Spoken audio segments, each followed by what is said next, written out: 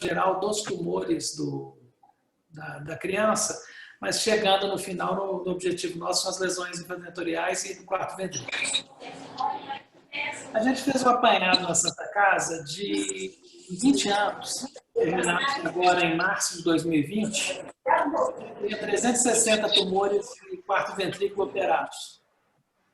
Essa histologia é variada, a gente tem um pouco de tudo, e nesses 20 anos, que foi quando eu voltei... Bruno, eu vou abrir só o seu som de novo, Bruno, que eu tive que tirar porque está uma barulheira só aí, viu? Tem gente com o telefone ligado. Deixa eu só abrir de novo aqui o seu som, tá? Só um minuto, por favor. Bruno. Rapaz, onde que está aqui? Ativou? Ativei. Tá. Beleza, estamos aí. Ah. Então, assim, é o tempo que eu tenho de Santa Casa, esses 360 tumores de fossa posterior. Vamos dar sequência aqui. Se a gente pegar tudo de 2000, eu não tenho estatística desde 2000 de tudo. A gente operou 8.794 doentes nesses últimos 7 anos. E daí nós temos 2.330 tumores. São 26,5% do que a gente fez na Santa Casa nesse período todo. É a principal nosologia nossa, seguida de hidrodinâmica, que vem líquor, é muita coisa de criança também, coluna e vascular.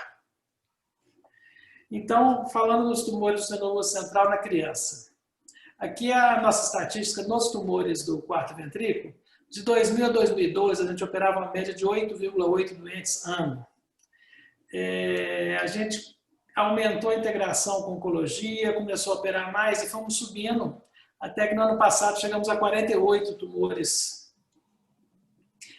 da criança no ano. Em 2020 temos 26, eu fiz essa conta até julho, mas assim, de julho para cá a gente operou muito pouco por causa da pandemia. Então, não sei, a gente vai ter um número bem menor esse ano de tumores na criança.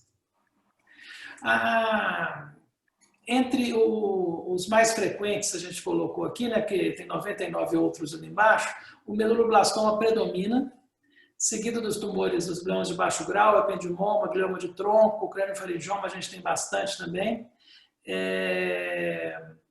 O teratoide rabidoide é um tumor que é mais recente, mas tem aparecido nos últimos anos com mais frequência. 21 germinomas é um tumor que tem uma certa frequência também. E outros têm uma miríade de coisas que tem a quantidade menor de cada um.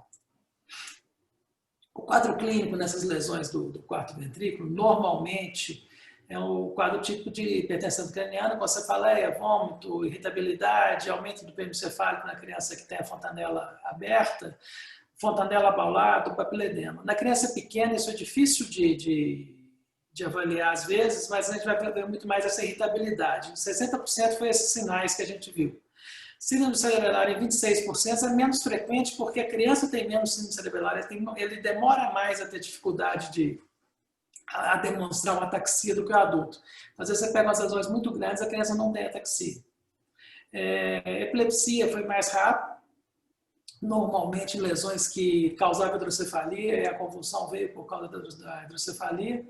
Síndrome de tronco, um déficit focal isolado mais associado a lesões do tronco do que lesões puramente do quadro ventrículo e alterações endocrinológicas que são raras nessa localização. Então, entre as lesões todas que a gente fez em criança nesse período, 155 são infradentoriais, é a principal localização. Seguido dos tumores lobares, região celular, supracelular, por causa dos craniofaringiomas e gliomas hipotalâmicos, tem muita coisa. A pineal menos um pouco e ventriculateral menos. Então, de localização infradentorial, nós temos 155 pacientes. Desses, 100 estão no quarto ventrículo, 31 eram tumores de tronco, 16 cerebelo e 8 de ângulo ponto cerebelar. O tumor de tronco, a gente coloca os que a gente operou, porque se for pegar a série oncológica de tumor de tronco, ela é muito maior, provavelmente maior que os tumores de quarto ventrículo. Só que, grande maioria desses casos, a gente não tem participação. A oncologia trata clinicamente sem que a gente tenha que fazer nem biópsia desses pacientes. Ângulo ponto é mais raro, não é uma localização de predileção em criança, mas acontece também. E entre os tumores, esses 100 tumores do quarto ventrículo, o predomínio são meduloblastomas, seguido de ependimoma, pilocítico, glioma de baixo grau. Glioma de baixo grau é muito raro nessa localização. Normalmente são as soluções pilocíticas, que não são gliomas de baixo grau, eu vou falar mais disso um pouquinho. O ganglioma teve um caso e o carcinoma de plexo teve um caso. O carcinoma de plexo é mais comum supratentorial do que infratentorial, principalmente nessas crianças. Então, as lesões que predominaram foram os astrostomas pilocíticos, são lesões do verme, do pedúnculo cerebelar, que ocupa o quarto ventrículo. O pilocítico, ele é o grau 1 do MS, o astrostoma difuso, que a gente chama é o grau 2, ele é infrequente nessa localização e ele é completamente diferente do pilocítico. O astrostoma pilocítico, ele não vira um astrostoma difuso, é uma lesão isolada que assim fica. Os meduloblastomas foram os mais frequentes, são pinetes que originam do véu medular inferior, são tumores malignos, grau 4 da OMS, e que tem 4 subtipos principais, a gente vai falar um pouco mais à frente, que o tratamento mudou muito com esse diagnóstico molecular dos meduloblastomas. O ependimoma, ele é grau 2 ou grau 3 da OMS, mas atualmente ele tem um prognóstico tão ruim ou até pior do que o meduloblastoma, pelo fato de a gente não ter uma quimioterapia eficaz no ependimoma. Então vamos lá. No meduloblastoma, a gente teve 54 pacientes, como eram 154% dos pacientes, uma média de idade de 6,7 anos. Esse gráfico aqui ele mostra duas coisas. Dos pacientes que foram a óbito, 45% tinha exérese total. Foram a óbito no acompanhamento até o final. Esse tempo de acompanhamento é muito variável, porque depende do ano que ele entrou. E dos que estão ainda vivos, 88% foram exérese total e só 12% exérese parcial. Quer dizer, a exérese total é um fator de maior sobrevida desses pacientes. Ele é o tumor maligno mais comum em criança, no sistema nervoso central. Ele tem 2 frequências principais, na criança pequena e na criança maior, em 3, 4 anos e 8 e 9 anos. Ele é infrequente em adultos, mas a forma hemisférica é a forma que predomina no adulto, a forma desmoplásica. É mais comum em meninos do que em meninas. 30% dos meduloblastomas já se apresentam com disseminação licórica, que é um grande fator de mau prognóstico. O meduloblastoma com disseminação licórica, ele vai ter um prognóstico muito ruim.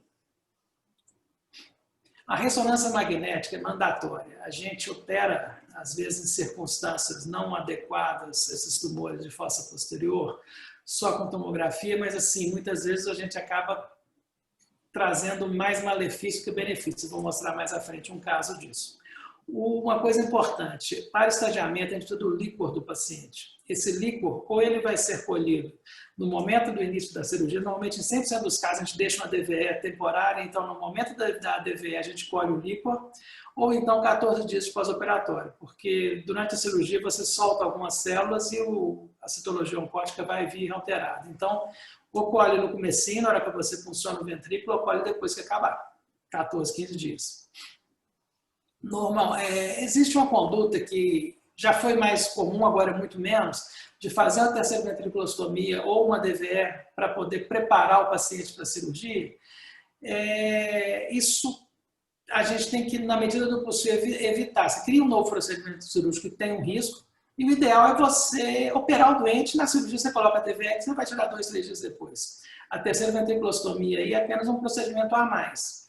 Ela só teria indicação se eu não conseguisse fazer o exame, se eu não conseguisse operar o paciente, mas acho que a gente tem que tentar lutar para conseguir operar o paciente, conseguir fazer o tratamento o melhor possível e com isso não ter essa questão de ter que fazer a segunda cirurgia para o paciente. Então, o padrão ouro é: o paciente chegou com a lesão, opera o paciente, coloca a DVE na cirurgia e segue. É muito raro você ter uma franca descompensação desses pacientes na hora que eles chegam para você. Então, essa é a imagem do meduloblastoma. É muito difícil da gente diferenciar o meduloblastoma do ependimoma na ressonância. Tem alguns detalhes. O meduloblastoma ele tende a ficar dentro do quarto ventrículo. Ele ocupa o quarto ventrículo sem normalmente sair dele. Mas todo tumor que cresce demais vai sair do quarto ventrículo em algum momento, então isso é relativo. Ele capta contraste, como a gente pode ver, não sei se minha seta está aparecendo, de uma maneira ele capta bem o contraste, mas de uma maneira um pouco heterogênea, tem pontos de maior captação do que os outros. Isso é muito comum também no ependimoma, e o ependimoma às vezes calcifica também. Bom, aqui o nosso medulloblastoma, você vê que ele tem normalmente você vê um certo plano, uma linha de clivagem entre ele e o quarto ventrículo. É um tumor que a gente normalmente consegue separar bem. Agora um caso para exemplificar essa questão da tomografia. Ela chegou isso foi no ano passado, criança com 2 anos de idade, vômito, pioras da marcha significativa e sonolenta. Ela veio só com a tomografia, nós optamos por cirurgia porque achamos que a criança podia descompensar. Essa aqui que era a tomografia dela. Ela tinha hidrocefalia importante realmente, mas assim, analisando retrospectivamente, não era para estar tão descompensada com essa hidrocefalia. A gente já viu a hidrocefalia pior que a criança se tolera bem nessas lesões que crescem lentamente, né? Fato é, a criança foi operada, foi para o CTI, conseguimos fazer uma ressonância dela com 14 dias pós-operatório. Ela tem tumor em todas as cavidades do cérebro. Essa criança não devia ter sido operada. A cirurgia só serviu para poder adicionar morbidade para ela, porque a gente operou a criança que tem a doença disseminada na coluna inteira, de T4, T5 até lá embaixo, no cérebro, todas as externas têm tumor.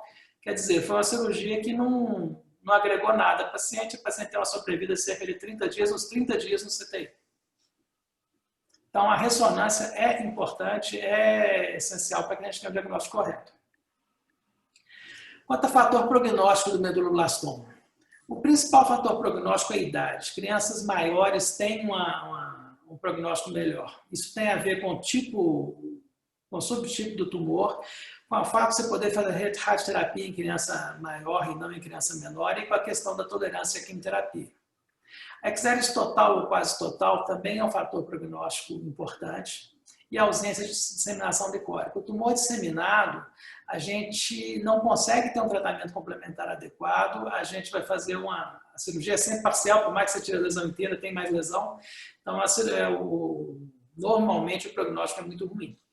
O fenótipo WNT é o melhor fenótipo dos 4 fenótipos, nós vamos falar deles daqui a pouco, e o fenótipo MIC é o pior deles, é o que a gente tem pior prognóstico. Vamos passar para os fenótipos, que isso facilita daqui a pouquinho.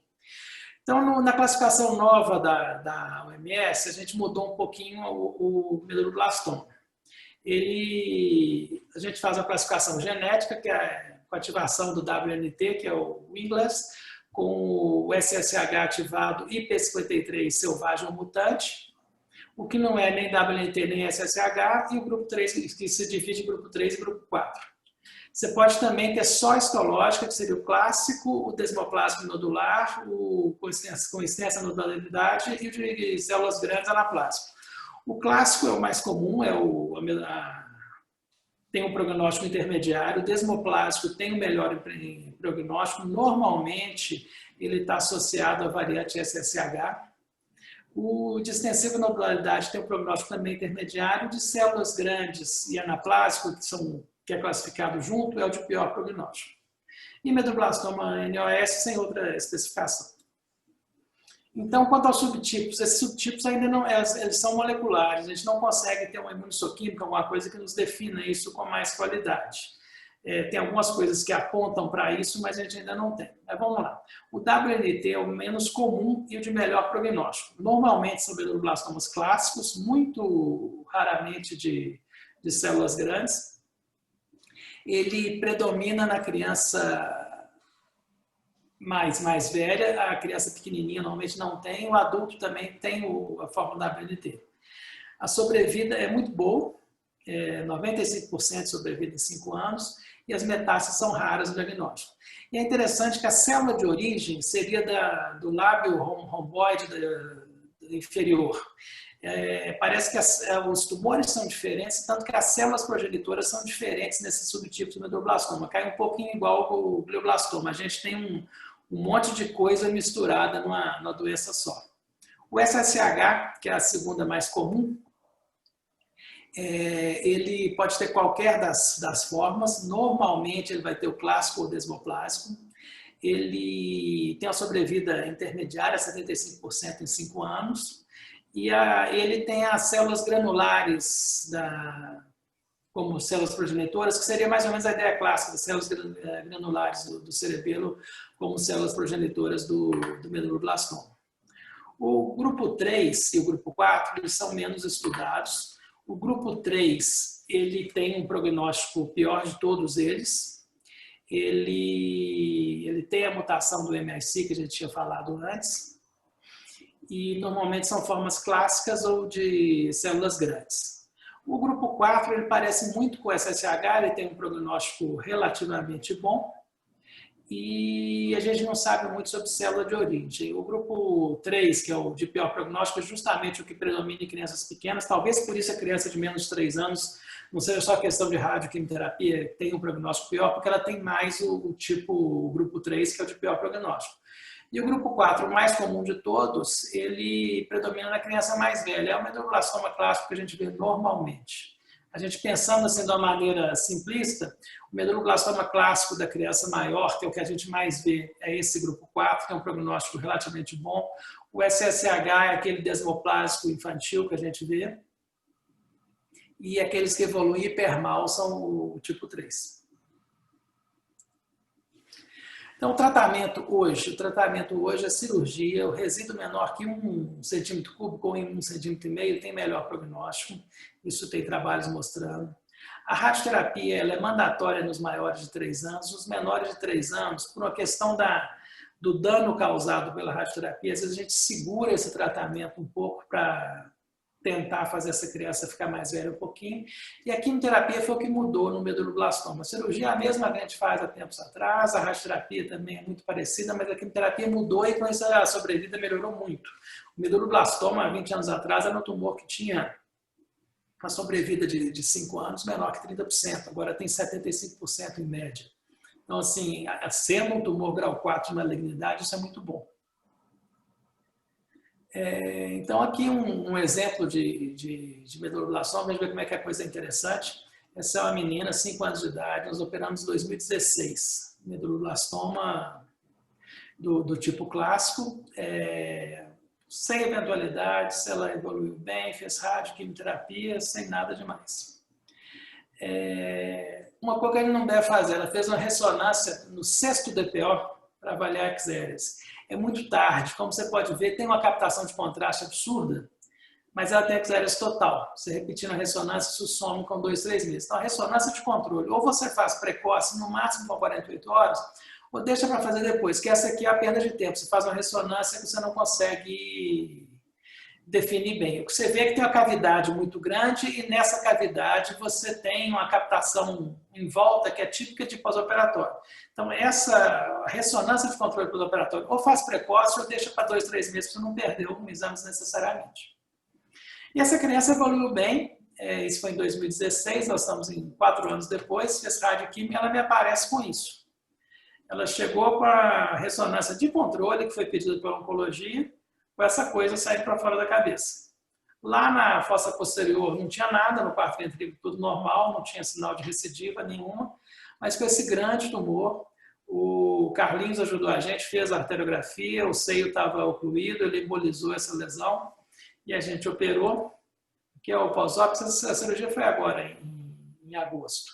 Era um sarcoma radioinduzido, quer dizer, mesmo livre do medulloblastoma, a gente tem complicações, radioterapia causa complicações, quer dizer, ela teve um sarcoma com 5 anos de pós-operatório, um pouco menos do que isso. Então, assim, a gente tem que ter certo cuidado, porque às vezes a gente, não falando em tumor maligno, mas assim, a gente banaliza demais a radioterapia e às vezes a gente tem complicações graves da radioterapia que pode ocorrer com outro tipo de doente também.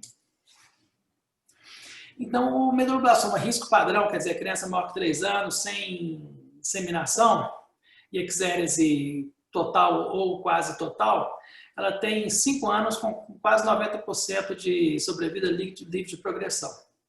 O alto risco, que são as crianças pequenas, o paciente que já tem outras lesões, ele vai ter de 30% a 60% com radioquímio. A criança que não faz rádio porque é muito pequena, isso é pior ainda. 74 de 2 anos, quer dizer, não de 5 anos, com rádio e a quimioterapia mielablativa, que é uma quimioterapia, é um padrão novo de quimioterapia, o protocolo Head Start, que você colhe medula da criança, faz uma quimioterapia que faz uma aplasia de medula e depois você faz um transplante autólogo na criança de medula e parece que o prognóstico é melhor nesses meduloblastomas de alto risco. O acesso para a cirurgia, o acesso pelas fissuras cerebelo-medular, o acesso telovelar. A gente já tem um caminho natural, como a gente pode ver no 2 ali, para chegar no óbix, no quarto ventrículo, sem precisar de causar lesão no vermes ou em outras estruturas. O quarto ventrículo está aqui em cima, né? no 1 aqui, a abertura inferior dele, ele não precisa de cortar o vermes para isso, a gente consegue lateralmente ter esse espaço. Seria mais ou menos isso aqui. Aqui a grande questão é que a gente vai falar que vai fazer o acesso televelar, tudo bonito, mas o tumor já fez, o tumor está exteriorizando, então assim, a gente só precisa de descolar o tumor do cerebelo, achar a paica de cada lado para evitar lesão dela. E por dentro da lesão nós vamos fazendo com cuidado até chegar no quarto ventrículo. A lesão é grande, então você vai com cuidado, vai aspirando. Às vezes saem uns pedaços maiores. Tem que ter muito cuidado na hora de vir esse pedaço maior, não vir a paica junto, porque a gente tem que separar ela no começo, porque grande parte das lesões que a gente tem são por lesões da paica, de paciente que fica com mutismo acinético ou outras coisas. E aí no final, estou vendo lá a abertura do quarto ventrículo, aqueduto cerebral, vindo líquor e parece que é tudo limpo de lesão. E o quarto ventrículo com aspecto bom, a parede toda íntegra, não tinha nenhum sinal de infiltração, ele está todo limpinho. Nessas horas, eu acho que vale a pena, a gente faz, é o que está fazendo aqui agora, eu injeto líquor pela DVE para tirar um pouquinho do sangue que cai, querendo ou não, cai um pouco de sangue, e para evitar hidrocefalia, alguma coisa, eu injeto o líquor pela DVE para poder fazer uma lavagem ao contrário disso aí, tirar um pouquinho desse sangue que desceu para o sistema ventricular. Então, o prognóstico. Tratamento agressivo, o tratamento mais moderno com quimioterapia é muito agressivo, pode ter sequela cognitiva. Eu tenho alguns pacientes que sobrevivem bem ao meduloblastoma, mas com sequelas a médio prazo, por causa da rádio, por causa da quimio, tem dificuldade de aprendizado, é um problema. Então, crianças pequenas que a gente, antigamente tinha um prognóstico muito ruim, mas agora os meninos curam, e do que ele cura eu passo a ter os problemas do tratamento, né? Então, nos pacientes que a gente tem uns de bom prognóstico, 80% ficam curados. E, na média, 50% sobrevivem em 5 anos, contando os casos mais graves. Agora, vamos para o ependimoma, que é a nossa segunda lesão mais comum. A gente teve, então, em 28% dos pacientes, eles são um pouquinho mais novos do que o meduloblastoma, porque eles têm um pico em crianças mais novas. Também, como a gente é um pouquinho diferente do que a gente pode ver no meduloblastoma, dos que morreram, 33% eram exérese total e 67% parcial, e dos que estão em acompanhamento, meio a meio. Ele é o terceiro tumor mais comum em criança no seu nervoso central. Ele é um glioma, né, um tumor neuroepitelial do epêndima ventricular, e 70% deles estão na fossa posterior. Ele tem uma frequência homem e mulher igual, e a idade média de aparecimento entre 5 e 6 anos. Essa que é a imagem típica do ependimoma. O ependimoma, ao contrário daquela que a gente viu do meduloblastoma, ele tende a ocupar os forames, ele tende a descer pelo forame magno e tende a entrar nos forames de Luschke e Magendie. Então, a gente tem um aspecto um pouco mais, ele cresce mais para os lados. Mas, da mesma maneira que eu falei, é muito difícil um diagnóstico diferencial pela ressonância. Aqui é o coronal dele. Então, o tratamento do ependimoma. O tratamento é cirurgia. A gente tem que tentar exérese total, porque o ependimoma tem um problema. A quimioterapia não é um tratamento eficaz ainda para o ependimoma. Então, o tratamento é cirurgia e tentar tirar o tumor todo.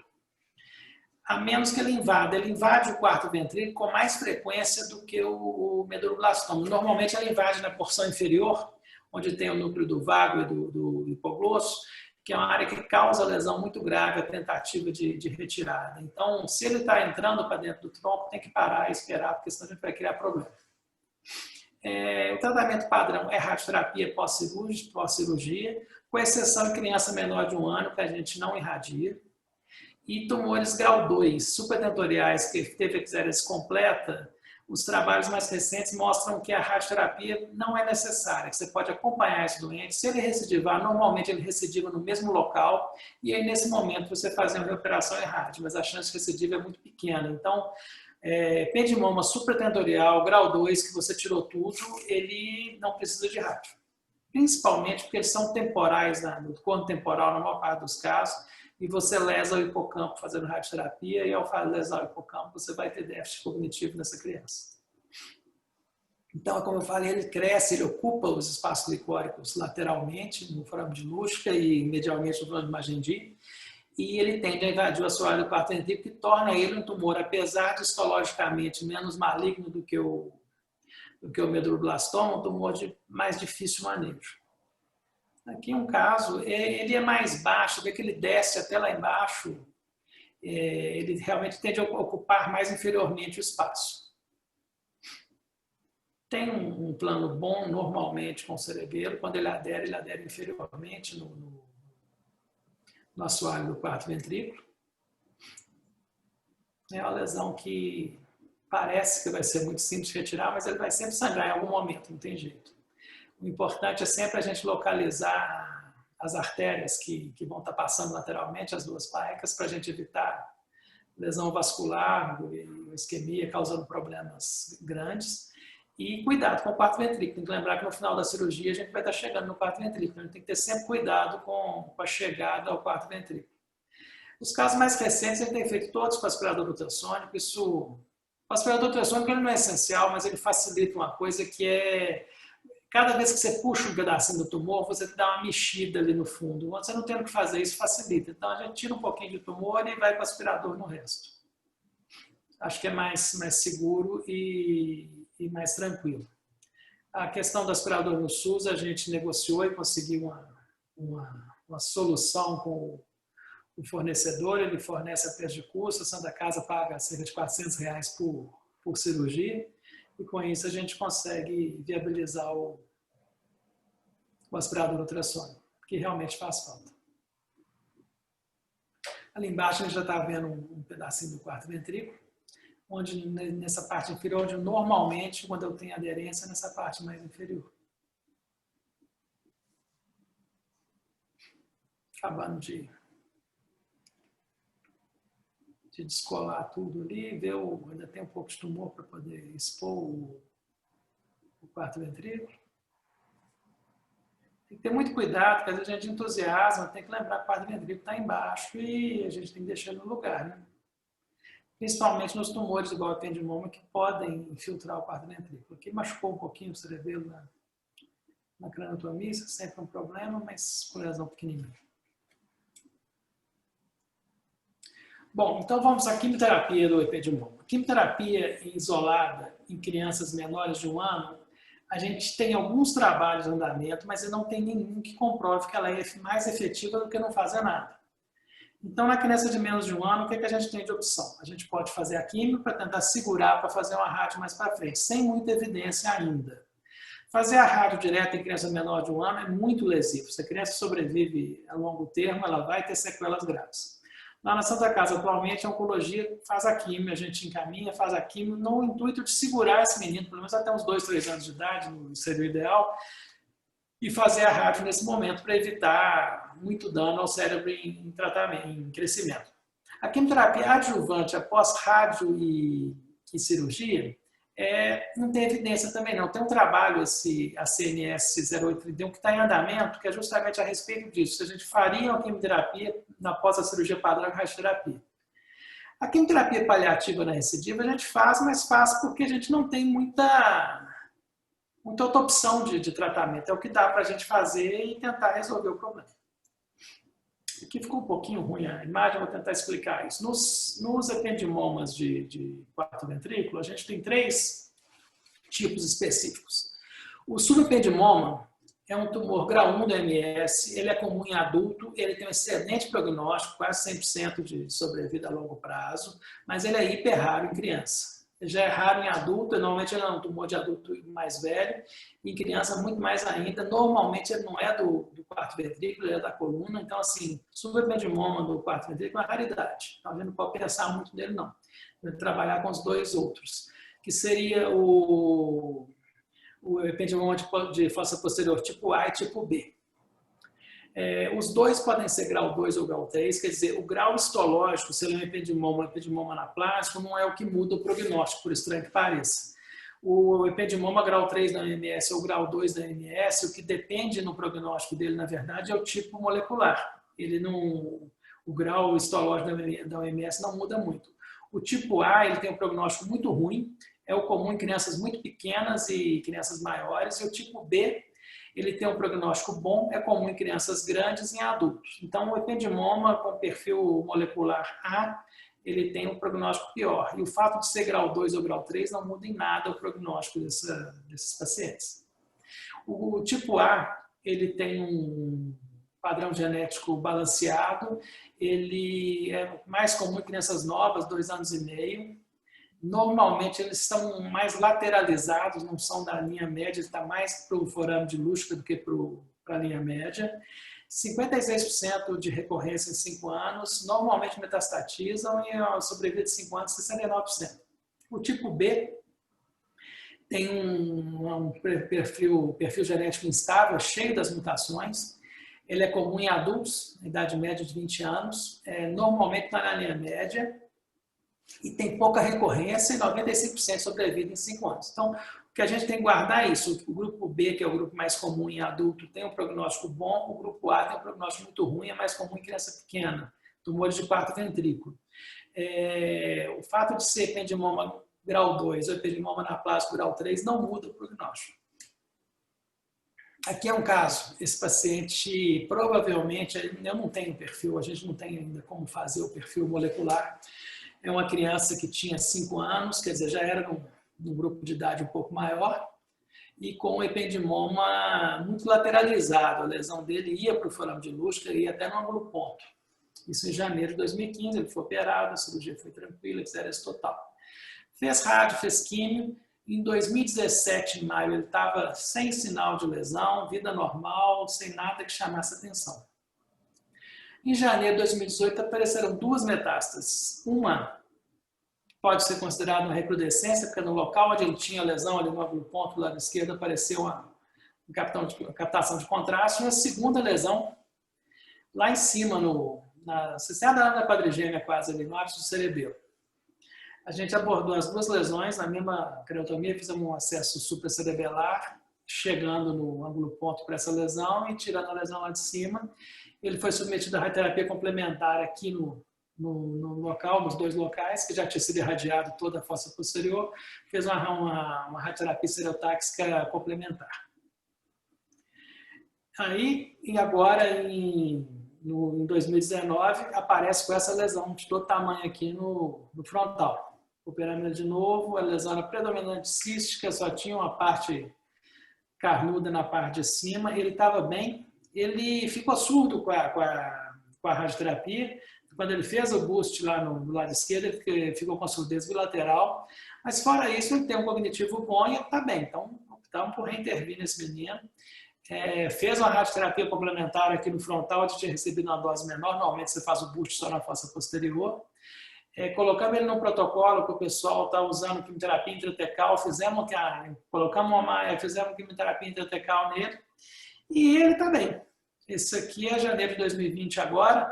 No ângulo ponto do lado esquerdo tem uma coisinha que capta contraste, mas fora isso está tudo tranquilo. É um menino que ele tem uma sequela, ele está surdo, ele nesses últimos, desde 2016 para cá, ele passa mais tempo no hospital do que fora, mas assim, é um menino que está desenvolvendo, está tocando a vida dele. Em termos qualidade de vida, está boa ainda, então a gente vai investindo. Essa quimioterapia intratecal parece que teve pelo menos assim, não apareceu doença nova até o momento, né? Nunca se sabe. Bom, vamos terminar então com o astrocínio pilocítico. Ele é menos frequente, a gente teve em 15% dos pacientes, as crianças são um pouquinho mais velhas, na idade do meduloblastoma. Ele é grau 1 da OMS, ele tem um prognóstico muito bom com XRS total. O problema é que muitas vezes ele está no pedúnculo. Ele não é um tumor do quarto ventrículo, é um tumor da uma parede ali, é um tumor do tecido, ele é um tumor de origem glial, então ele está no tecido. Então você vai ter ele no pedúnculo, você vai ter ele, às vezes, no assoalho do quarto ventrículo. Então é um tumor que você não necessariamente consegue uma exérese total no quarto ventrículo por causa da localização. Mesma coisa nos astrostomas pilocíticos de óptico hipotalâmico, que a gente muitas vezes não consegue tirar a lesão toda porque você está agarrado no nervo óptico, está agarrado no hipotálamo e isso é difícil. Eles respondem à rádio, respondem à químio e a gente vai ter que, como é um tumor de crescimento muito lento, a gente vai ter que balancear o momento de fazer o tratamento complementar para poder ter uma exérese, após a exérese, e ter um resultado bom. Uma coisa muito importante que a gente tem que pôr na cabeça é astrostoma pilocítico não tem nada a ver com glioma de baixo grau. Ele não é um glioma de baixo grau, ele não vira glioma de baixo grau e ele não diferencia em glioblastoma ou astrostoma anaplásico.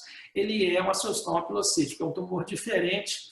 O perfil oncogenético dele é totalmente diferente dos gliomas de baixo grau. Então, assim, a gente misturou ele junto, ficou parecendo que tem o grau 1, que é o astrostoma pilocítico, e o grau 2 e 3, que são o grau 2, que é o baixo grau, 3, que é anaplásico, 4, glioblastoma, como se fosse uma sequência, só que não tem nada a ver uma coisa com a outra. São tumores totalmente diferentes, é outra família.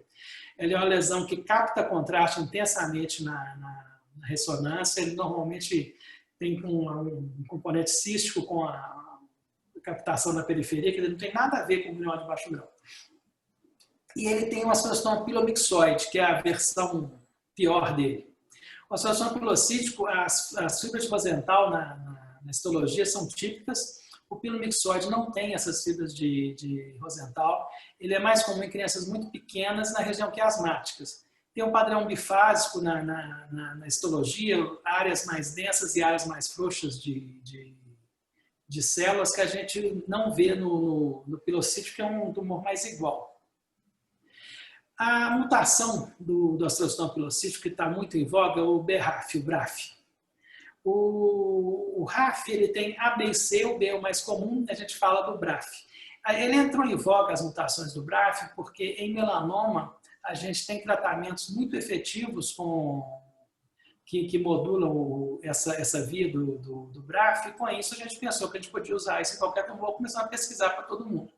Só que o astrostoma pilocítico é extremamente complexo. A gente tem duas vias do BRAF em pilocítico.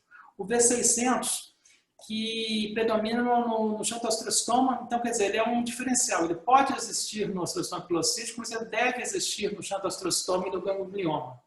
E ele é um fator de mau prognóstico no astrostoma pilocítico. Apesar do ganglioma ser um tumor muito benigno e ter o BRAF V600 mutado, o xantoastrostoma é variável, o prognóstico também tem mutação, no pilocítico ele carrega o pior prognóstico. Já o mais comum, que é o BRAF KIA 1549, ele é o que é o comum no pilocítico intratentorial de quarto ventrículo e de ileia média, e é um fator de bom prognóstico. Então são duas mutações na mesma via que podem trazer um prognóstico bom ou ruim. Então a gente ainda tem muito pouco. Desses tumores, o menos estudado é o pilocítico. Por ser um tumor que o prognóstico, em teoria, é melhor, ele ficou meio largado.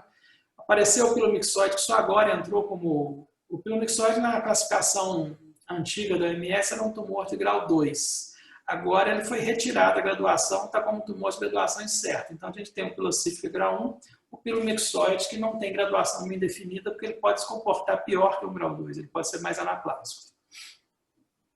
Aqui é o trabalho mostrando a mutação em cima do BRAF V600 com o BRAF selvagem.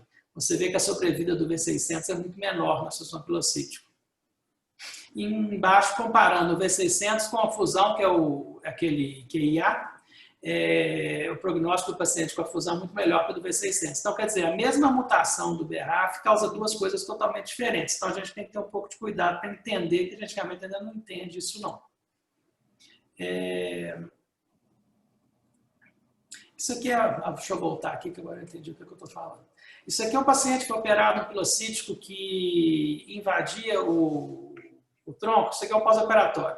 É só mostrando que, assim, a gente tirou o tumor que está dentro do quarto ventrículo, mas ele tem tumor, a criança tem tumor em todo o tronco. A menina de 8 anos de idade já tem 3 anos da cirurgia.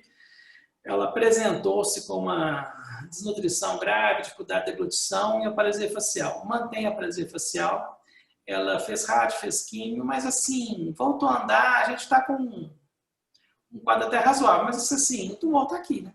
Eu não consegui achar a tomografia para ressonância pré-operatória para mostrar, mostrando só após, assim, a gente tem uma enorme quantidade de tumor, toda a lateral esquerda do tronco é tumor.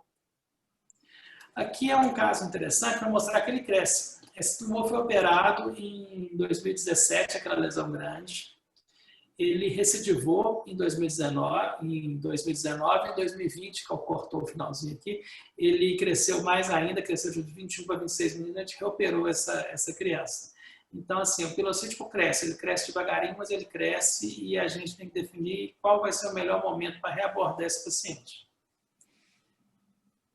Aqui esse não é infratentorial, mas para mostrar o aspecto. O aspecto do pilocítico é isso, a lesão com a captação grande em toda a cápsula, com uma área líquida dentro, um cisto dentro. Olhando assim, leva até um abscesso, só que ele não tem edema em volta. É uma lesão que normalmente não causa muita reação no tecido cerebral. E será um menino pequeno com essa lesão grande. Ele foi abordado e a gente conseguiu exército total. Ele tinha um déficit motor, esse déficit motor permanece aqui no meio. A gente vê que tem uma pequena isquemia mais anterior na cápsula interna, que deve ser o que manteve o déficit motor dele. Ele tinha prévio pela compressão, a gente tornou esse déficit definitivo, mas a criança conseguiu ficar sem lesão. E era só isso. Obrigado. Bruno, parabéns para você, Bruno, pela sua colocação, pela sua apresentação. Você é preciso realmente nas lesões que você opera, principalmente nessas lesões do quarto ventrículo, que eu chamo complexo quarto ventrículo cerebelo, né? E são lesões que estão aí, né? Muito frequente. Eu vi que você não tem muito hemangioblastoma, né? Aí nessa... Criança pequena não, normalmente é em maiores que a gente vai ter hemangioblastoma na gente, né? Eu gostei também, eu estava com muita saudade desse linguajar mineiro, sabe?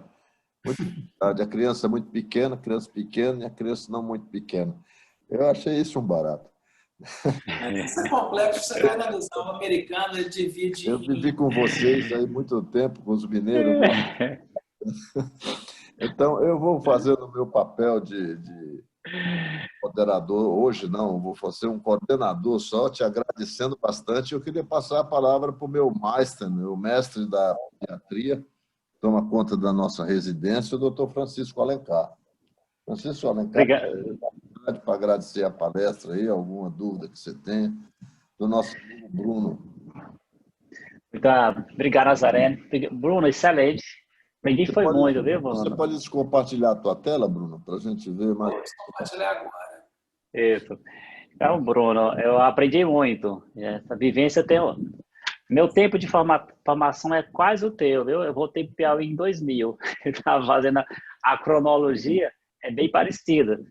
De fato, é um tema difícil, porque uma coisa é a gente juntar isso numa aula, outra coisa é o dia a dia. O paciente ele chega diferente para a gente. Às vezes ele chega já vindo de outro hospital. Eu queria só botar 2 pontos, como nós temos muito residente, são 2 pontos que eu acho que é importante, que a gente tem muitas dúvidas, e a gente sempre é questionado pelos residentes.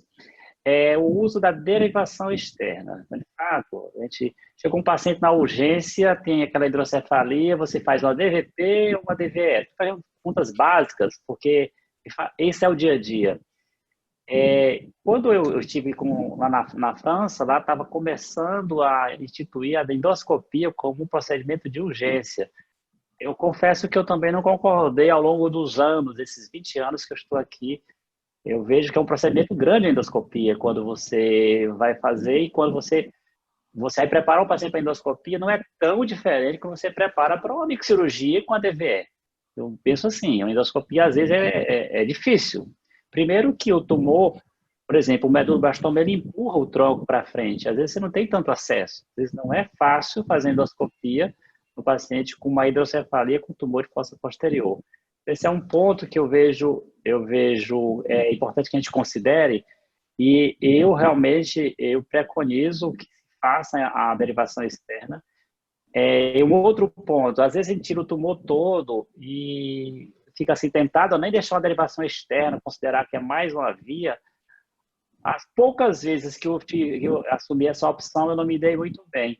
Então, eu acho que não recomendo que mesmo que você tira toda a lesão, você fique naquela tentação de não deixar nada, porque normalmente tem algum edema pós-operatório e não é tão raro você ser chamado na madrugada para ir correndo, se possível, ainda salvar o paciente. Então, ao longo desses anos, eu vi alguns desses momentos que são muito ruins. Ao ponto que uma DVE, ela, assim, se bem conduzida, ela nos dá segurança, ela não dá aflições, ela nos dá segurança. Eu queria saber assim, qual é o ponto, eu vi que você defendeu aí, mas só para a gente ter isso como discussão, acho que vale a pena comentar um pouco sobre a uso da DVE, o momento da DVE, toda essa questão que você usou até uma coisa a mais, que é lavar a cavidade usando a DVE, que é bem interessante, que a gente não comenta isso, mas a gente faz, mas a gente esquece de comentar com o residente. Eu digo, é minha culpa minha, que muitas vezes eu até faço, mas não expliquei isso, é interessante. Então, depois vou dar outra intervenção, mas eu queria só pontuar essa primeira. Eu queria depois do Bruno dar um toquezinho também sobre isso, por favor. Bruno. É o seguinte, eu acho que a DVE, o meu momento de colocar a DVE o paciente chegou, opera no dia seguinte, para a DVE no dia seguinte. É o ideal para todo meduloblastoma, todo ependimoma, todo tumor de quarto ventrículo. Por quê? Você faz tudo num procedimento só, você diminui a chance de infecção da DVE. Qual que é o fator que às vezes trava? O paciente não tem ressonância. Eu acho que o que a gente tem que brigar, e assim, o trabalho no nosso serviço é SUS, então assim, a gente tem a dificuldade toda. Mas a gente conseguiu brigar até que a gente conseguiu fazer, precisa de uma ressonância para amanhã, vai fazer para amanhã, porque é o jeito que a coisa funciona. E às vezes a gente fica brigando para ter um monte de coisas, tecnologias e não sei o que mais, e a gente esquece do básico. Eu prefiro ter uma ressonância que eu consiga fazer no dia seguinte do que ter uma ressonância em sala cirúrgica que eu não consigo fazer. Então, assim, se eu conseguir colocar esse paciente para fazer uma cirurgia só, é o ideal. 100% das cirurgias eu coloco DVE, porque eu acho que tem alguns fatores. Primeiro, eu levo esse paciente para o CTI com a DVE aberta, mantenho 24 horas aberta, isso me ajuda a reduzir a fístula, porque diminui a pressão no local. Então, eu mantenho aberta, mantenho drenando, com 24 horas, se estiver tudo bem, eu fecho a DVE, e aí vem outra coisa, mas o menino está com dor de cabeça, o menino está vomitando, mas lá, a pique está boa, não precisa preocupar não, porque se eu não tenho a DVE, eu não consigo tirar do CTI, porque está sempre algum sintoma e o pessoal não solta o menino. A partir do momento que ele está com a DVE, ele está com a pique normal, eu tiro a DVE e sai do CTI. Então, assim, a DVE serve, inclusive, para prevenir fístula e para sistematizar a saída. O protocolo é esse, ficou 24 horas, fechou, ficou mais 24 horas bem, tira a DVE e vai embora. Mas ele está queixando dor de cabeça. Mas lá não é hipertensão, dor de cabeça tem cortou, tem um corte e tudo mais. Então, você consegue fazer o paciente sair do CTI mais fácil, tendo a monitorização da pressão peritoneal. Eu vou tecer alguns comentários. Eu sou um neurocirurgião que, há muito tempo atrás, realmente, eu operei muita criança. Tive bom sucesso. Nunca me senti um Herodes da vida. Mas nós fazíamos, obrigatório na Alemanha, uma derivação ventrículo external. Né? Obrigatório. O doente chegou, nós colocávamos a DVE. Essa DVE ia para a cirurgia. Nós operávamos o doente. Depois que nós operávamos, nós mantínhamos a DVE, por enquanto, aberta. Fazíamos tomografia, víamos que estava tudo bem, nós fechávamos. É como você faz, Bruno. Nós fechávamos a DVE. Se dentro de 2, 3 dias tivesse fechado, o paciente estivesse bem, tomograficamente bem, a gente retirava, inclusive, a DVE. Logo que eu cheguei no Brasil, depois que eu vim para cá, para Piauí, isso aconteceu, inclusive, eu ainda operei algumas crianças, graças a Deus o Alencar chegou, para que ele pudesse tomar conta disso, né, de operar essas crianças. Eu operei uma garotinha do meduloblastoma, coloquei na cirurgia, certo? Eu coloquei de urgência a cirurgia, não foi nem preciso eu fazer nenhuma derivação externa, coloquei uma drenagem de Lexel na garota. Fiz uma drenagem, né, do terceiro ventrículo para o sistema subaracnoide ali na transição crânio-cervical. E aí ficou essa criança com 2 anos depois da cirurgia, 2, 3 anos, ela recidivou e obstruiu o Lexel, apertado, isso eu tenho os slides, apertado do Lexel, e eu fiz de urgência uma terceira ventriculostomia nela, que foi o que realmente salvou ela, que ela chegou quase morta com o Lexel entupido e tumor lá atrás.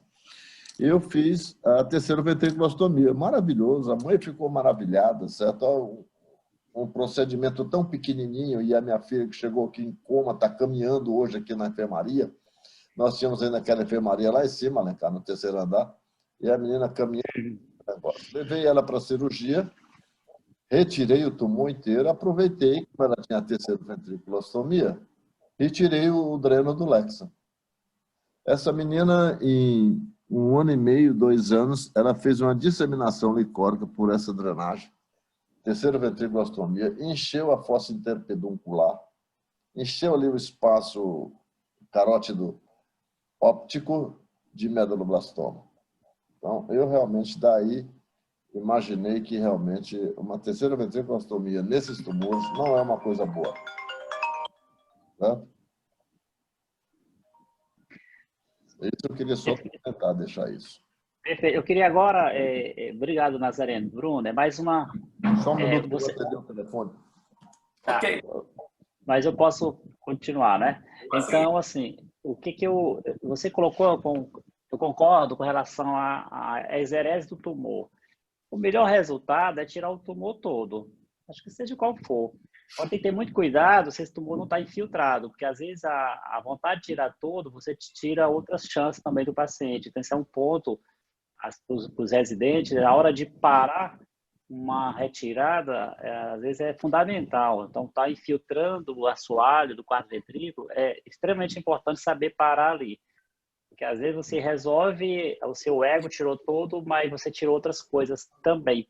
Então, esse é um ponto que eu queria só ouvir tuas considerações sobre isso aí. Depois tem o terceiro ponto, viu?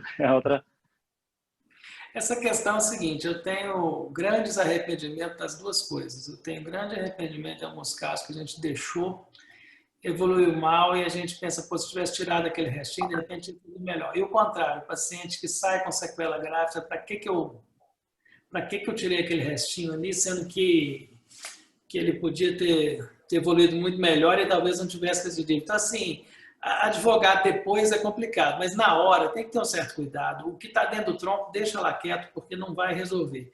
Agora, por outro lado, também assim, vamos tirar um pouquinho, porque a quimioterapia resolve. Não resolve, não, tem que tirar tumor. Isso aí, assim, é uma coisa que a gente conversa muito com os residentes. A partir do momento que você entrou na cirurgia, você está entrando para tirar o tumor, qualquer que seja o tamanho ou o modelo do tumor. Se você entrar, estou entrando só para fazer uma biópsia, faz a biópsia estereotáxica, faz a biópsia com navegação, que é mais fácil. Então, assim, porque se você entrou na cirurgia, fez a via de acesso e não tirou a lesão, o próximo que for tentar tirar a lesão vai ter mais dificuldade, porque a lesão está tudo agarrado na sua via de acesso. Então, assim, não existe craniotomia para dar uma olhadinha, não. Você está com o objetivo de tirar. Agora, você pode ver que tirar não é a melhor opção. Mas, assim, aquela história do eu vou abrir só para dar uma olhadinha, nem tumor de pineal, nem tumor assim. Você abriu, você fez o acesso, é para poder tirar a lesão. Se você acha que não é para tirar a lesão, faz uma biópsia sem fazer o acesso todo, porque dá a chance da criança ser operada por alguém depois. Perfeito, eu concordo. Eu tenho mais só, vai ser só a terceira e última. Tu colocaste aí, que eu achei interessante também, só para a gente de normatização, a que idade poderia indicar a radioterapia. Nos 2 tumores, o medulloblastoma e no ependimoma, a tua apresentação é só para deixar alinhado, porque isso é uma dúvida que perdura, inclusive, principalmente com a equipe da oncologia. Podem discutir qual é a idade que a criança pode ser submetida à radioterapia. Então, a gente sabe que a idade melhor é quanto maior a idade tiver a criança, mas a gente não escolhe a idade da criança. Então, se usa muito, possivelmente a partir de 5 anos, ou no mínimo 3 anos, isso como uma segurança maior. Isso no medulloblastoma tu colocaste na apresentação. Lá no epidimoma, tu colocaste assim, preferencialmente acima de 1 ano. Eu queria só que a gente alinhasse isso por causa dos estudantes, porque nós estamos, independente do tumor, nós estamos falando de radioterapia. Então, só para a gente alinhar isso, um tumor está com uma idade, o outro está com a outra, mas Radioterapia é radioterapia, só para estar alinhado esse ponto. É porque o que está na Sociedade Americana de Oncologia Pediátrica é que não se deve irradiar abaixo de 3 anos de idade. Com algumas exceções. Por exemplo, tumores que não têm outro tratamento e que a exércise foi muito pequena em crianças muito pequenas. É o caso do ependimoma em criança com menos de 1 ano de idade, que você não conseguiu uma exérese nem um pouco satisfatória. O teratóide rabidoide atípico também, ele comporta radioterapia, só que a gente está fazendo uma radioterapia num tumor que a gente sabe que essa criança não vai sobreviver 2, 3 anos. Então, assim, é a mesma coisa da radioterapia na metástase. Você faz cérebro total porque você sabe que o doente não vai sobreviver. Mas tem uns que sobrevivem. Esse que sobrevive é a nhaca, porque o doente fica completamente lesado. Então, a radioterapia em criança menor que 1 ano, ela é excepcional em lesões mais graves que você não tem outra solução. Seria uma radioterapia, entre parênteses, paliativa, porque a criança, mesmo com a radioterapia, tem uma sobrevida muito limitada.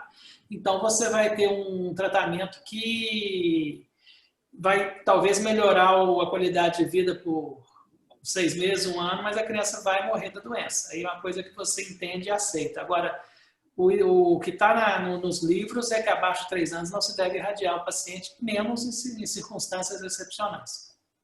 Perfeito. 3 anos é meio forçado, né? Mas um pouquinho só, aí para eu pedir que a doutora Gildene entre na história. Doutora Gildene, a senhora está aí, estou te vendo. Entra. Oi, boa noite, estou sim. Quero parabenizar, excelente aula, muito aprendizado, muito bom mesmo. E assim, eu queria perguntar sobre a sua experiência em tratamento de meduloblastoma em crianças pequenas, menores de 3 anos de idade. Você falou sobre a cirurgia bem e tal, e falou sobre alguns protocolos de quimioterapia, e inclusive o Red Stewart, que a gente também tem usado aqui, mas a sua experiência com a sobrevida dessas crianças e com os novos tratamentos que têm sido abordados. Eu sei que você falou algumas coisas lá, mas eu queria só intensificar um pouco mais a sua experiência nesse tipo de tumor em criança menor de 3 anos de idade. Pois é, o pessoal da oncologia nosso, o Caetano, que é nosso oncologista pediatra, eles estão extremamente agressivos e muito entusiasmados com esses protocolos de Stuart, o Red Start, de fazer aplasia e resgatar com transplante autólogo. Nas crianças pequenas é o que tem sido feito como único tratamento, sem radioterapia, e deixa a radioterapia para a criança. Aí a gente fala, a partir dos 3, nós vamos conseguir segurar mais um pouquinho, você segura mais um pouquinho. Tivemos as dificuldades iniciais, tivemos que mandar menino para São Paulo para fazer transplante, mas assim, agora todos fazem aqui, e é até engraçado, os do SUS fazem em Belo Horizonte, os de convênio tem que ir para Juiz de Fora fazer, porque não tem um conveniado em Belo Horizonte, mas assim, está sendo feito em Minas Gerais, e parece que o resultado é difícil a gente avaliar isso, porque assim, é um universo de criança que normalmente evolui pior, né? E como a gente não tem o diagnóstico molecular para saber exatamente qual era o tipo histológico dessa criança, muitas vezes a gente falha nisso. Mas a hipótese que está passando é que esses pacientes evoluem melhor. Tem um outro agravante, porque até uns 4, 5 anos atrás, todo o teratóide rabidoide atípico era meduloblastoma. Eram os meduloblastomas que nasciam mais altos, iam para a cisterna da lâmina quadrigêmea, e a gente viu um prognóstico muito ruim, eles morrem muito rápido. E agora que separou, aí você consegue ter é um dos tumores que a gente irradia, mesmo pequenininho. A gente consegue ter uma noção um pouco melhor, porque a gente, além de tudo, misturava, além do substituto de meduloblastoma, o teratóide rabidoide com meduloblastoma, porque o diagnóstico vinha com uma coisa só, né? Mas eu acho que o tratamento quimioterápico mais agressivo tem sido efetivo nessas crianças e até poupado a radioterapia. Com certeza. A gente também tem tido experiência nessa mudança. Deixa eu uma coisa, Judene. Esperamos o doente e te entregamos o doente. Como é que é a tua visão? A minha visão quanto mais completa a ressecção, melhor para mim, porque melhor a resposta. O melhor tratamento continua sendo a ressecção cirúrgica o mais completa possível. A quimioterapia a gente tem feito, e a gente tem, inclusive, para os meduloblastomas, mandado essas peças para o projeto lá do Sidney Eppelman, do Tuca, eu não sei se você conhece, acho que A gente manda para lá. você conhece, né? A gente tem mandado para lá, participado desse projeto com ele, e tem sido muito legal, porque a gente tem classificado e tem tido melhor abordagem dessas crianças, porque a gente tem entendido melhor os tumores, a biologia molecular desses tumores, e tem inclusive feito muitos diagnósticos como você mesmo falou, de que o que a gente tinha aqui antes era meduloblastoma, a gente tem muito teratoide rabidoide atípico. E assim, é isso que você falou mesmo, a gente não tem feito quimioterapia, em algumas situações a gente tem tentado alguma radioterapia, exatamente nesses casos em que se sabe que a criança tem menos de 3 anos, mas ela tem uma sobrevida muito pequena, né? E temos tido alguns pacientes com essas características. Para o ependimoma também a gente tem entrado nessa nova classificação, nessas novas abordagens, nessas mudanças do ependimoma e também do osteossoma pilocítico. A gente tem tido alguns também inclusive tentando avaliar a mutação e, assim, tentado, ainda não fizemos, mas na tentativa de fazer alguma terapia-alvo aí com o BRAF, achando o BRAF, vendo aí que a gente tem tido alguns estudos que têm mostrado boa resposta. Ou seja, a gente tem tido grandes avanços em tumores do sistema nervoso central na atualidade em crianças, né? E estamos entrando aí nessa era da biologia molecular, tentando também nos inteirar de tudo, mandar os nossos casos para que eles também possam ter essa abordagem que a gente não tem. Não sei se tem alguém da patologia aí, que a gente tem um pessoal muito bom da patologia aqui, mas a gente tem limitações. E essas limitações a gente tem tentado resolver com essas parcerias, tanto com o Tuca, tem um grupo agora de tumores do sistema nervoso central, na verdade não é só para, eu esqueci agora, não é só para tumores do sistema nervoso central, mas inclusive para tumores sólidos. Um laboratório que está fazendo aí a biologia molecular desses tumores assim, que tem sido muito bom para a gente conseguir aí entrar fazer com que os nossos pacientes consigam aí ter a sua biologia molecular determinada e a sua abordagem terapêutica mais direcionada para aquilo que eles realmente têm. A gente ainda tem muito a crescer, muito a aprender, mas a gente tem entrado aí, tem tentado ver, ao receber esses pacientes, viu, doutor Nazareno? Tentar estudar e classificar esses doentes da melhor maneira, mais minuciosa possível, para ter uma abordagem de tratamento tal qual tem sido colocada aí, pela excelente apresentação do colega. Obrigado, doutora, pela sua participação, pelo seu incentivo e pelo esforço de trabalho que eu reconheço que a senhora tem. Sinto muito feliz de ter a senhora dentro do grupo do hospital, certo? Doutor Alencar, eu queria ver se o nosso amigo Lucas Alverne, está ainda aí, Lucas? Alguma colocação? Oi, professor. E aí, Lucas? Tudo bem? Colocação para o seu mais, né? Ei, Marco, foi comportado ele na residência ou não? Foi, o menino era bonzinho, pô. Tem histórias. Sofreu com esses tumores de fossa posterior lá também. Hoje ele é um master dos gliomas, né? Certo? Nada, professor. Tudo bem, Brunão? Beleza? Doutor Nazareno, eu que, na verdade, eu não tenho me dedicado à pediátrica, não. O hospital de pediatria é um outro hospital, o Hospital Seime, e realmente eu não tenho feito praticamente só parte de trauma de pediatria. Então, acho que... Eu tenho uma pergunta para o Bruno. Bruno, você falou dos tumores intrínsecos, porque o nosso amigo já falou como é que chama? Delarete, né? E a gente viu que aquela classificação, né, difuso, tópico, né, a classificação que vem desde o Epstein, eles seguem a mesma conotação morfológica, certo? E molecular, né? Mas eles têm muito mais coisas, esses tumores. Você tem operado esse, quem opera é o Marcos Delarete, né?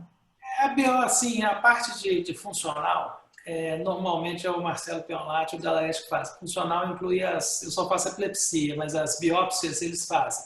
A gente faz biópsia, depois que a neuronavegação chegou lá pra gente, a gente faz biópsia navegada também, mas assim, isso aí é deles. Normalmente eu deixo para eles essa biópsia. Agora, exérese cirúrgica de lesões de tronco, aí a gente faz também, mas é muito menos frequente do que Eu vi, você tem uma casuística boa, 30 e poucos casos, né? Certo?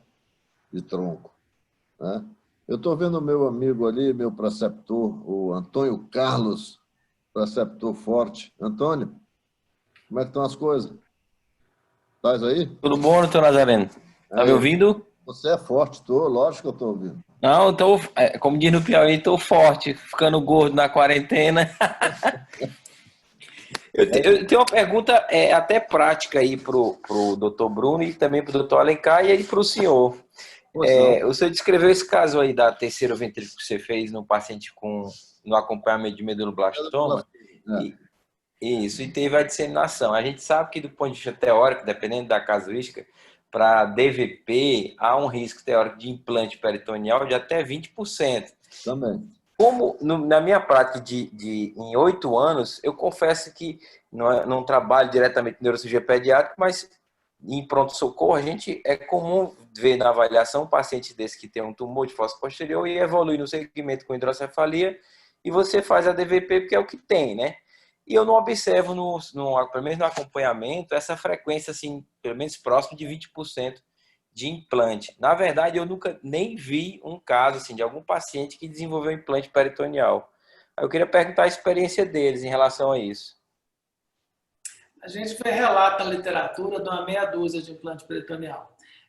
Quem falava do negócio não é a mesma coisa, mas que é quase igual ao San Rose lá de Paris, ele falava sobre a questão da DVP, porque tinha uma história que a DVP, você não podia deixar ela muito longa dentro do peritônio, que ela podia fazer uma alça, estrangular o intestino. Ele fez uma revisão gigantesca, não tem nenhum caso relatado de DVP que estrangulou o intestino, mas até hoje o pessoal corta a DVP com medo de estrangular o intestino. É a mesma história da DVP com descer célula tumoral. Em teoria, você pode realmente, se está tendo disseminação lipórica, descer para o peritônio. O problema é que a célula da medulloblastoma, ela vive muito mais feliz na cabeça e se ela está disseminada no líquor, a criança vai ter uma sobrevida muito pequena e não vai ser a metástase abdominal que vai matar a criança. Então, acho que assim, a gente está preocupando com um problema que não é o problema, porque a disseminação licórica por si só já é um problema e já vai levar a criança a óbito. Então, não vai ser o peritônio que vai ser o problema. Já viu isso em algum caso? Não, nunca vi. Nunca vi. Nosso amigo na Alemanha, o Schwarz, ele gostava de fazer muito derivação ventrículo atrial. Entendeu? Antônio e Bruno, Nazareno, eu nunca vi nesses 20 anos. Talvez o que eu fosse ver esses pacientes que morreram, né? A gente não sabe. Então, eu nunca vi, mas eu já vi morrer de hidrocefalia. Então, eu não tenho dúvida. Eu acho que a hipertensão se trata como forma clássica, então deve tratar. Porque eu nunca vi realmente nenhuma disseminação abdominal, mas ao contrário, hidrocefalia eu já vi vários morrerem, então eu não tenho dúvida disso. Decisão é DVP se precisar. E no doente, quando essa doença é disseminada, terceiro VT não é uma opção boa, ele tem uma implantação no assoalho, nas cisternas da base, a chance de dar errado é muito grande, então assim, paciente com doença disseminada é DVP. Ah, mas vai descer. Já disseminou, gente. O prognóstico da doença disseminada não vai dar 2 anos de sobrevida, não vai ter metástase peritoneal, então é que não tem. Excelente, excelente. Obrigado aí, mestres. Eu já tive uma criança, não lembro agora o nome dela, a gente já teve uma criança com disseminação abdominal, eu acho que era um meduloblastoma. E ela faleceu do problema abdominal ou do problema craniano, você lembra? Eu não lembro, mas eu acho que ela faleceu da doença mesmo. Porque é difícil, assim, porque além de tudo o peritônio cabe a lesão, né? A cabeça não cabe. Eu acho que ela faleceu da doença, já tem um tempo, eu não lembro direito como é que foi. Mas eu lembro que eu tive. Não foi uma doença de hipertensão intracraniana, não, Judena? Não, ela teve uma disseminação abdominal. Mas eu acho que ela morreu mesmo da doença. Eu toquei nessa discussão, porque como a gente está no ambiente acadêmico de residente, como o Dom Alencar falou, volta e meia eles apertam a gente com as perguntas meio práticas que tem lá no livro. Eles estudaram, tá lá, não é irrelevante, pelo menos na teoria 20% você indicar uma DVP. Mas eu sempre levei esse raciocínio, eu pensei, se der, ele vai morrer da doença. Então, eu costumo sempre indicar, apesar desse risco teórico, né? A gente tem que entender esse 20%, como é que o cara criou esse 20%? Porque É, os negócios são assim, o cara escreve um negócio que todo mundo segue, mas ninguém sabe como é que escreveu. Né? a verdade é essa. Eu ainda queria provocar mais um assunto, Bruno, aproveitar. Eu ainda acho mais negócio deixar a derivação do Lexan, se você tem suspeita. Porque ele vem do terceiro ventrículo, certo? E vai lá na borda, em cima ali do aqueduto, e vai para dentro da cisterna ali, cisterna magna. Ali para crânio. Isso seria o Thorkildsen, é isso? É o Thorkildsen, né? Não, o Thorkildsen é bilateral, né? O Thorkildsen você faz ventrículo direito, ventrículo esquerdo, 2 catetas metidos para a cisterna magna. O Lexan você faz de dentro, por dentro do quarto ventrículo. Você deixa um tubo só, que era o que a gente fazia bastante na Alemanha. Você deixa um tubo no aqueduto, a cabecinha dele na ponta do terceiro ventrículo e bota o resto ali para o espaço. Que a gente faz muito isso em impressão basilar, invaginação basilar. Todas as minhas invaginações basilares que eu operei, eu coloquei essa drenagem do Lexan. Thorkildsen. É um Thorkildsen diferenciado standard, né, digamos assim, porque só um cateter. Eu queria só puxar outro tema, Nazarena e Bruno, aproveitar vocês aí. E a Gildene, inclusive, quando um paciente chega para a gente com tumor de tronco, então, habitualmente, o neurocirurgião é chamado para fazer uma biópsia. Isso, nesses anos, eu fui chamado várias vezes e nem sempre a gente pode concordar com isso. Primeiro que, se é uma lesão intrínseca, você vai biopsiar realmente não é o tumor, é o próprio tronco em si. Mas isso eu tive muita dificuldade, principalmente anos atrás, aqui no Piauí, sobre qual é a conduta de fato no paciente com tumor de tronco que seja mais intrínseco, que não tem aquela área esofídica que às vezes você tem. Teoricamente, é uma lesão já para o quarto ventrículo. Eu queria que a gente levantasse essa discussão, porque isso é um outro ponto que eu tive muita dificuldade aqui com o posicionamento, com a oncologia. O SUS, o que dizia que o SUS precisava da biópsia em si, ver a biópsia. Depois, isso tem mudado, a gente tem levantado essa muita discussão. Eu tenho levado muitos casos para a Gildene, doutora Gildene. Nessa situação, a gente tem, com o tempo, a gente foi mudando a poder fazer tratamento complementar sem fazer a cirurgia, pelo grande risco inerente à cirurgia. Queria só provocar esse tema aí, o que é que tu acha sobre isso? E a Gildene também, acho que é importante, eu queria ouvi-la também. A gente passou uma história engraçada, porque foi o seguinte, inicialmente a gente não fazia muita biópsia não, aqui em Belo Horizonte a Comissão de Oncologia aceita a radioterapia direto para tumor de tronco. Aí aconteceram 2 fenômenos engraçados. Primeiro apareceu um rapaz, esse não criança, um adulto, residente de anestesia de outro hospital, fazendo estágio no CTI da Santa Casa. O sujeito começa com um quadro, uma vertigem, uma ataxia, faz uma ressonância, ele tem uma lesão no tronco esofídica com ângulo ponto. Aí o pessoal da oncologia viu, da radioterapia, vamos fazer radioterapia, um glioma difuso de tronco. Aí a gente aqui até esquisito, só que fizeram uma biópsia, ele tinha doença desmelinizante. Esse rapaz é anestesista, não trabalha mais com a gente, trabalha em outro hospital onde a gente opera também até hoje, nunca mais teve um outro episódio de doença desmelinizante e nunca mais teve mais nada. E quase foi irradiado a cabeça dele para isso. Aí a gente já ficou meio assim. Aí o pessoal lá do Tuca, Gildene, veio com uma... Eles apareceram com... Isso tem uns 8, 10 anos, mais ou menos. Estava tendo um trabalho sobre um anticorpo monoclonal para glioma de tronco. E aí a gente vai fazer a biópsia para poder incluir os pacientes no trabalho. Aí o pessoal da oncologia pediu para a gente biopsiar Deus todo mundo. Aí começando, nessa história a gente começou a biopsiar com mais frequência. O Marcos chegou com as ideias também de normatizar isso e acabou que a gente ficou de uma maneira que... Eu acho que hoje a gente faz mais biópsia do que fazia antes. Principalmente foi o que o Marcos falou na aula dele. A lesão não é aquela lesão igualzinha, difusa, não captante. Tem um aspecto diferente. A gente faz a biópsia, a gente viu que a biópsia é menos lesiva do que do que era. Com a neuronavegação ficou mais fácil ainda, porque eu não tenho que pinar, não tenho que descer o paciente para tomografia com aula, aquela confusão, fundir tomografia com ressonância. Então a gente tem feito mais biópsia do que fazia antes, mas assim, ainda é uma minoria dos casos. Tanto é que você vê a série minha lá, tem muito pouco glioma de tronco, a gente opera muito pouco glioma de tronco dentro de um ambiente de cirurgia de infratentorial em criança. O que a gente sabe é que, na verdade, essas transformações moleculares, genéticas, principalmente dos tumores de tronco, elas são muito variadas. Elas variam muito, e em relação ao neuro-oncologista pediátrico, ele hoje se torna mister, ele tem um conhecimento de toda a transformação biológica molecular do tumor de tronco, do glioma de tronco. Então, a biópsia, nesse caso aí, ela é fundamental. Doutora Judene pode me ajudar aí nesse... Pessoal do Sírio-Libanês, que eu tenho muita ligação na do Esnola. É o seguinte... Então, palestras da doutora que faz a neuro-oncologia pediátrica. Então, é importantíssima essa biópsia no sentido de você realmente reconhecer toda a transformação molecular. Agora, você precisa estar no local em que você vai fazer realmente não só a imunistoquímica, como a pesquisa molecular também, né? Certo? Então, é isso que vocês têm falado aí.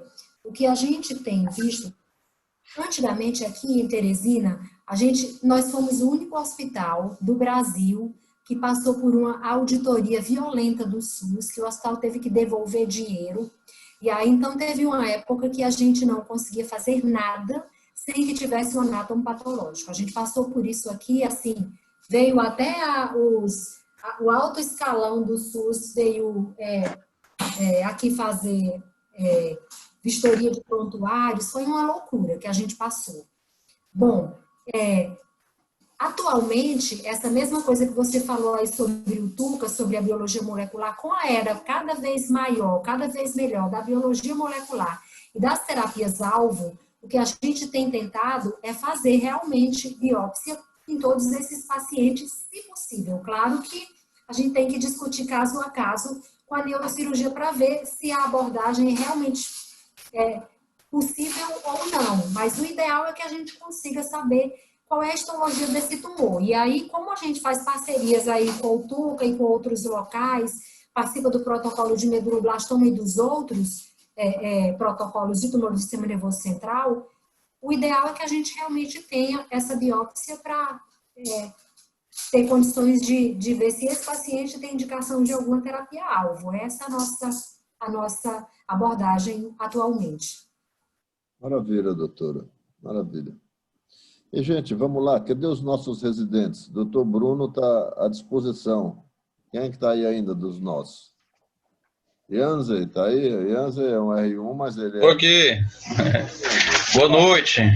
Boa noite, doutor Bruno. Tudo bem? Primeiro, é um prazer estar falando com o senhor.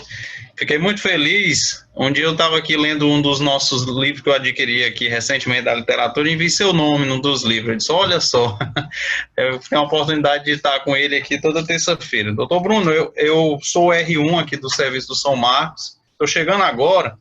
É natural, né, a gente ter muitas dúvidas.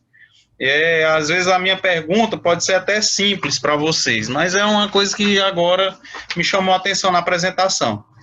Primeira coisa foi a questão, quando o senhor comentou da cirurgia, da reintrodução do líquido por meio daqueles dispositivos, né?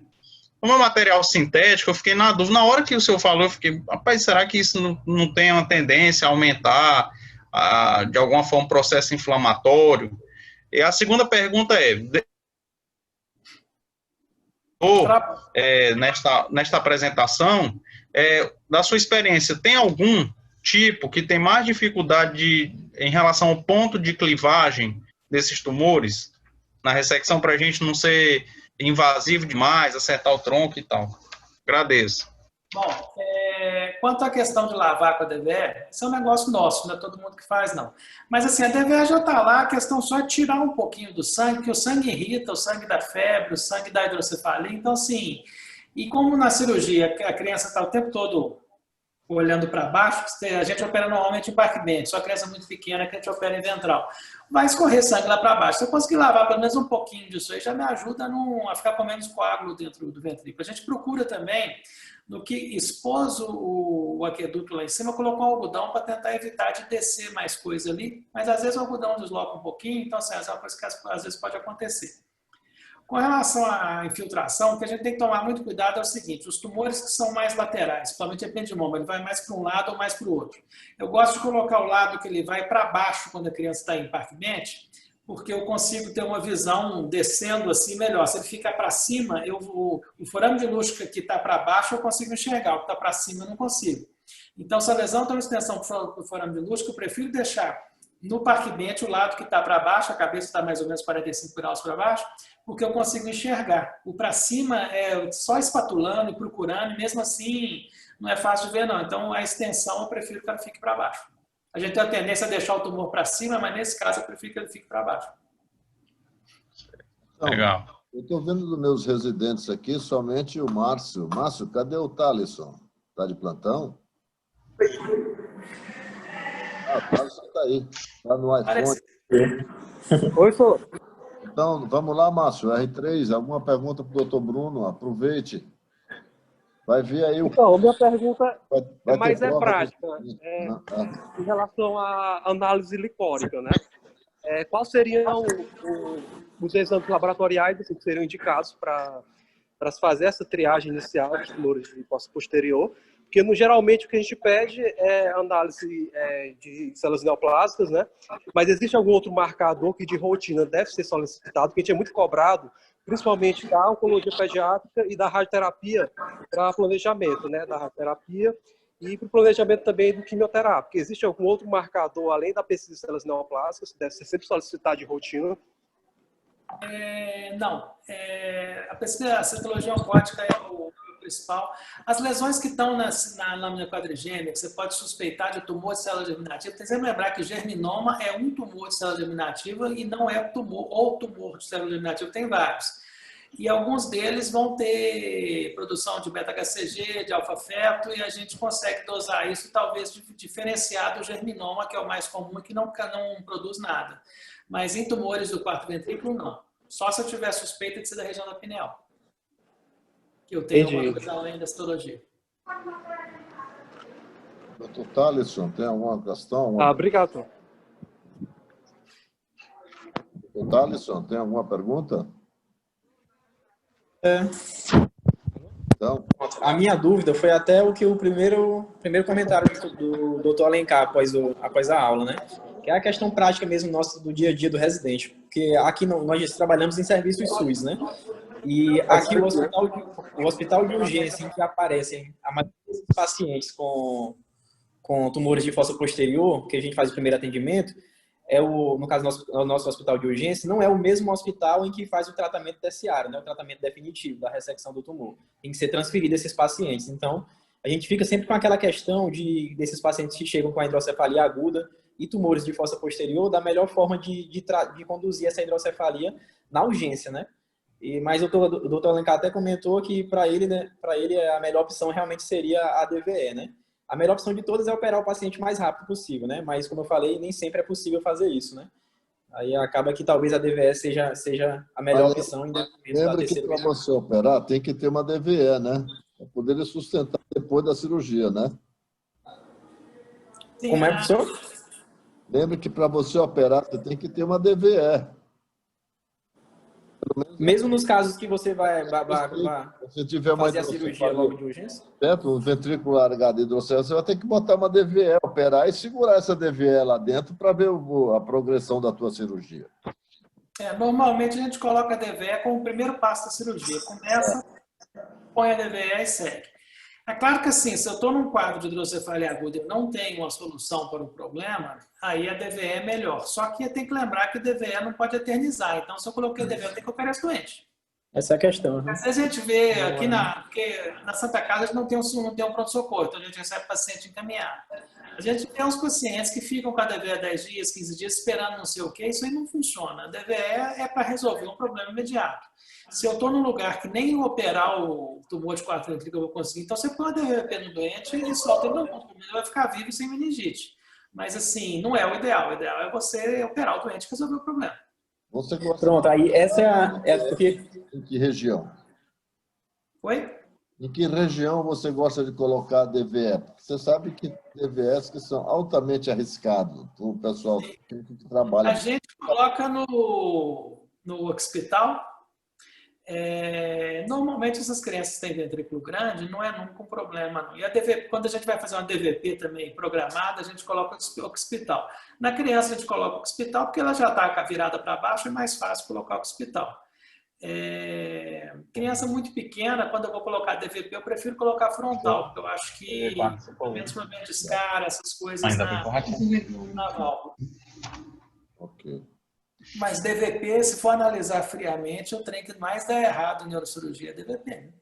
Gente, maravilhosa essa apresentação. Alguém quer fazer algum comentário? Está em aberto.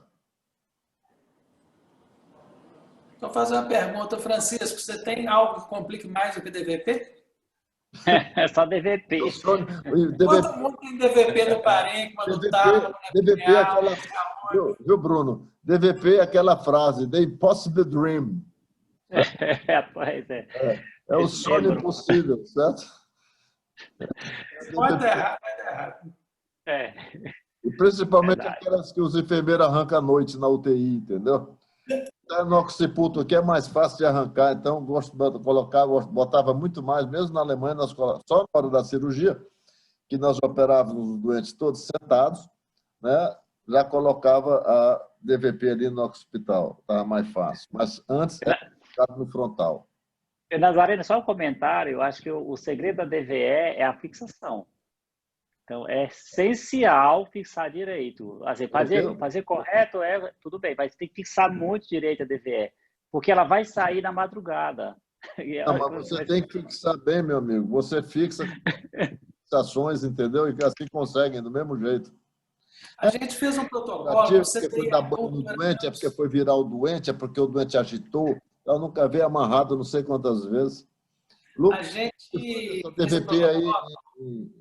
No CTI adulto, a gente não tem muito problema. No CTI infantil, a gente tinha muito problema com a DVE. Aí definiu-se que só a gente pode mexer na DVE. Só a gente abre, só a gente fecha, só a gente colhe líquido, só a gente faz tudo. O índice de infecção foi para quase zero e índice de disfunção também, porque era um tal de fulano passou, abriu, não sabia que tinha fechado, outro fechou no lugar e falava que o paciente não estava funcionando, injeta o trem lá dentro. Depois que parou de mexer, melhora demais. A gente é que tem que mexer com isso. Como é que é, Lucas, em Zizen, essa colocação da derivação ventricular externa? Aqui é uma confusão danada, o pessoal adora arrancar. O povo pode Mas a gente amarra ela de tudo quanto é jeito e parece que o pessoal tenta levantar o paciente com a DVE. E o horrível. Lucas, como é que é a colocação aí? Como é que vocês colocam? Se o paciente está de baixo, de cabeça para baixo, você coloca o occipital e se não frontal ou você põe diferente? Aqui? A gente coloca igual na Santa Casa mesmo, Bruno. A gente se está em parquimento, a gente já bota o occipital mesmo. Não vira não, aproveita a posição. Beleza. Lucas, colocação frontal ou occipital aí? É outro Lucas, né? É, Lucas Brito. Tá mudo. Tá mudo? E agora, estão ouvindo? Agora tá. Agora sim. Pois é, eu queria primeiramente agradecer a palestra do Dr. Bruno, muito interessante. Aqui no meu hospital de referência aqui na Alemanha, a gente não tem neurocirurgia infantil, só tratamos adultos. A gente tem uma média mais ou menos de 40 a 50 cirurgias por semana.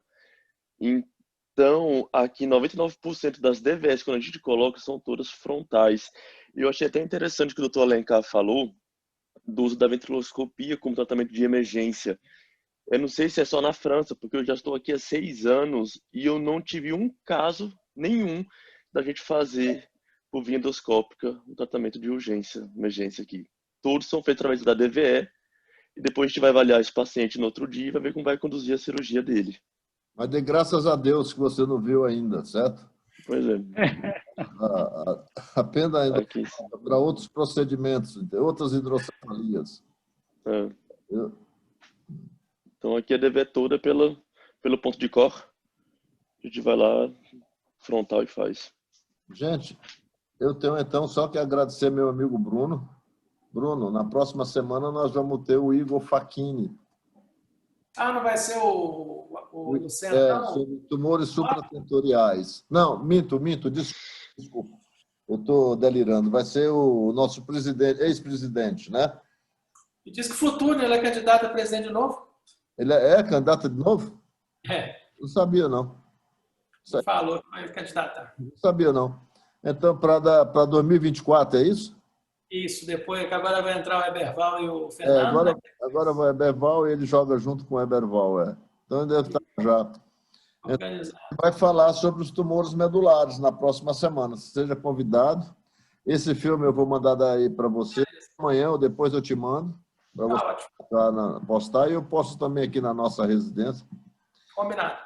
Queria agradecer a todos os participantes. Foi muito boa a nossa reunião. Lucas Alverne, muito obrigado por você estar sempre colaborando e participando. Obrigado, senhor. Mais só assistindo mesmo. E aí, hoje nós encerramos por aqui. Muito obrigado. Boa noite para vocês. Tá? Boa noite. Boa noite. Boa noite, né? Boa noite.